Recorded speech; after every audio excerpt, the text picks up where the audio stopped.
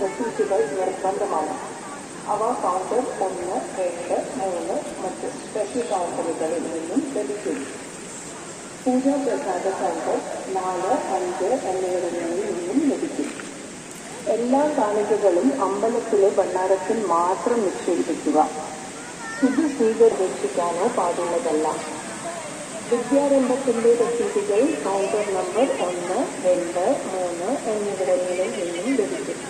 വിദ്യാരംഭം രാവിലെ 6 മണി മുതൽ ഉച്ചയ്ക്ക് 1:30 വരെയാണ്.